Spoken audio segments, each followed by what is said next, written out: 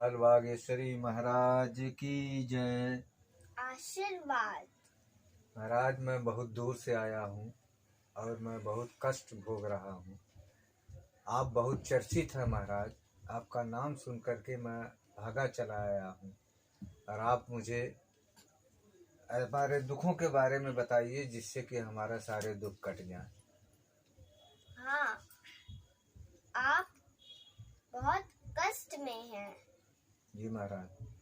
और आप अगर आपसे कोई झूठ बोलता है या फिर आपके साथ कोई धोखा करता है तो आप बहुत जल्दी क्रोधित हो जाते हैं। जी महाराज। और आपकी दो बेटियां हैं, एक दिल्ली में रहती है और एक अमेरिका में रहती है। जी महाराज। उन दोनों बेटियों का राजयोग है और इस समय वो दोनों बेटी राजयोग कर भी रही हैं।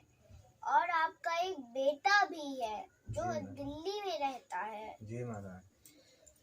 आपने दोनों बेटियों की शादी करवा चुके हैं। जी महाराज। और आपने अपने बेटे की भी शादी करवा ली है। जी महाराज। आप एक बहुत मेहनती व्यक्ति हैं और आप दिन रात मेहनत करते रहते हैं। अपना खाना पानी आपको कैसे चलाना है वो सब आपको पता है। जी महाराज।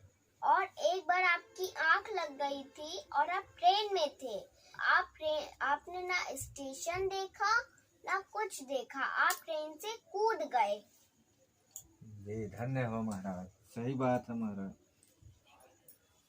आप जो पुण्य करते हैं उससे आपको कुछ नहीं हुआ, भगवान ने आपको बचा लिया। जी महाराज। और आप इतना पुण्य कर चुके हैं जिससे आपको कुछ नहीं हुआ। और आपकी बीवी भी इतना पूजा पाठ करती है कि आपको कुछ इसलिए नहीं हुआ।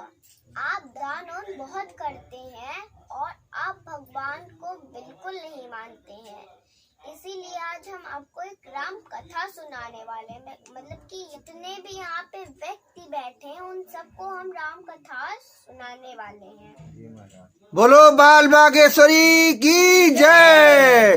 एक बार एक गांव में एक राजा ने राम कथा करवाने की सोची और उन्होंने सभी ब्राह्मणों को निमंत्रित किया और सभी ब्राह्मण आए और उन्होंने सभी के लिए उचित आसन लगवाया और सभी को बोले कि आप राम कथा पढ़ना स्टार्ट कीजिए।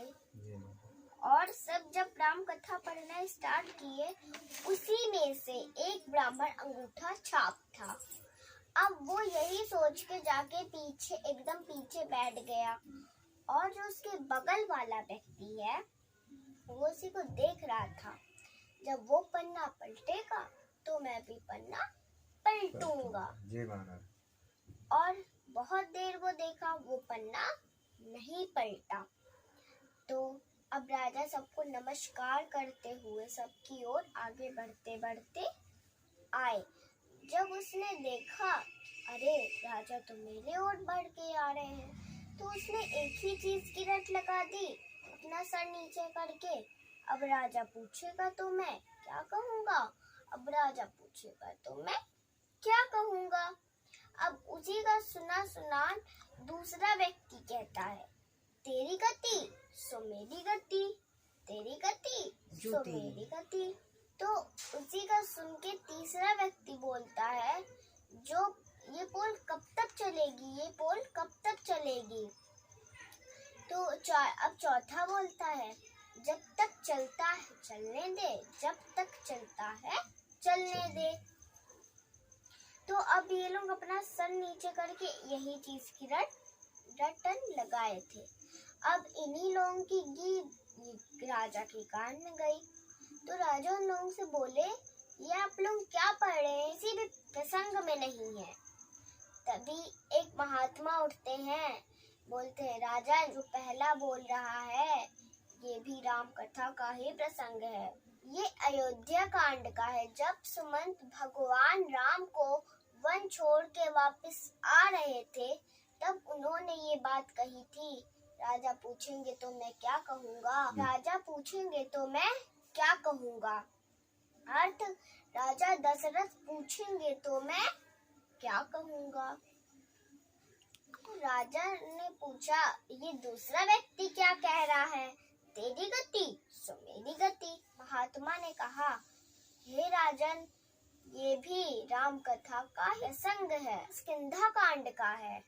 जब हनुमान जी भगवान राम को अपने कंधे पे बैठा के सुग्रीव के पास लेके जा रहे थे, और जब सुग्रीव और राम जी का मिलन हुआ तो राम जी ने सुग्रीव से ये बात कही, हे सुग्रीव, तेरी पत्नी को तो वाली ने रख लिया और मेरी पत्नी का तो रावण हरण करके ले चला गया।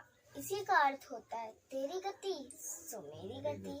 तो राजा पूछते हैं, हे महात्मा, ये तीसरा क्या कह रहा है, ये पोल कब तक चलेगी, ये पोल कब तक चलेगी।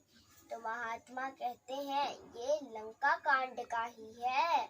जब अंगद रावण की बड़ी सभा में बोलते हैं कि ये जो मेरा पैर उठा लेगा तो भगवान, मैं ये वचन देता हूँ कि भगवान राम यहाँ से बिना युद्ध किए वापस चले जाएंगे। तब रावण से मेघनाद कहता है, हे पिताश्री, ये क्या हो रहा है। पहले एक बांदर आया, पूरी लंका को जला के चला गया।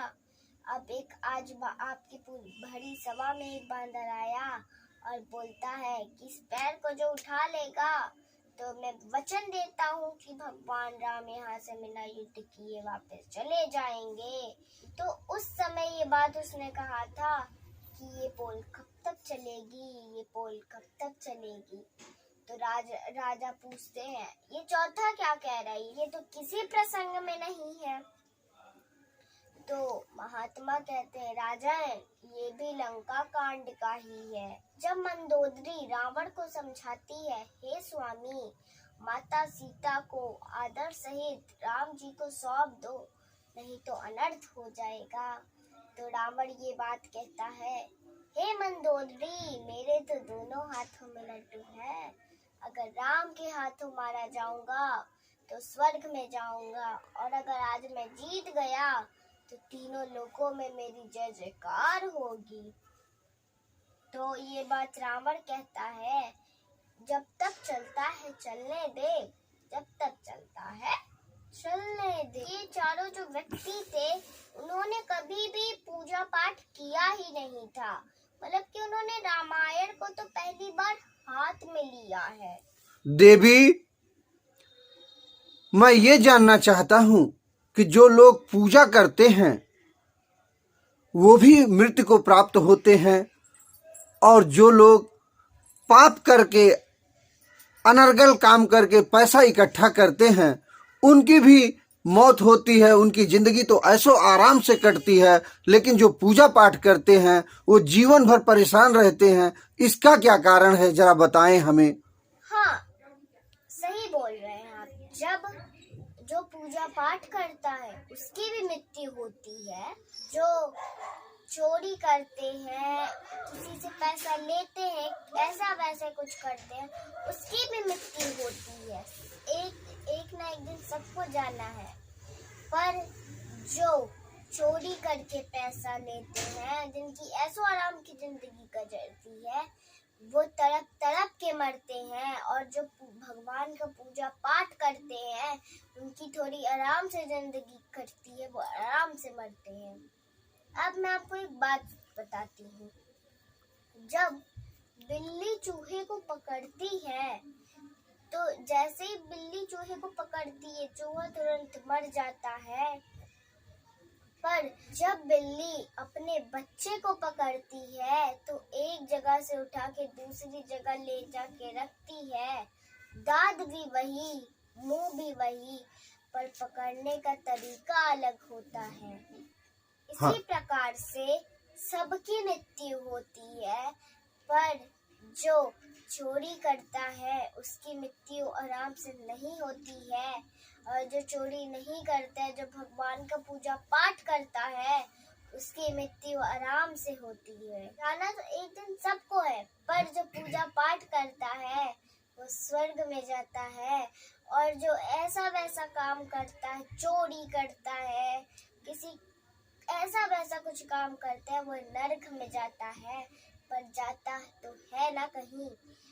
जय हो देवी की, धन्य हो देवी, धन्य है देवी की जय हो। आशीर्वाद। मेरा राम कथा सुनाने का अर्थ यही है कि जब कोई रामायण या भगवत गीता को वो हाथ लगाता है तो भगवान उसका पुण्य करते, उसका अच्छा करते हैं। इसीलिए हमको हमेशा पूजा पाठ करना चाहिए, कभी भी ऐसे हमको भगवान पे हमेशा भरोसा रखना चाहिए। ये नहीं कि हम कभी भगवान पे भरोसा ना रखें, हमको ऊपर वाले के ऊपर हमेशा भरोसा रखना चाहिए। जब हम अच्छा काम करेंगे तो हमको अच्छा ही फल मिलेगा, और जब हम बुरा काम करेंगे हमको बुरा ही फल मिलेगा।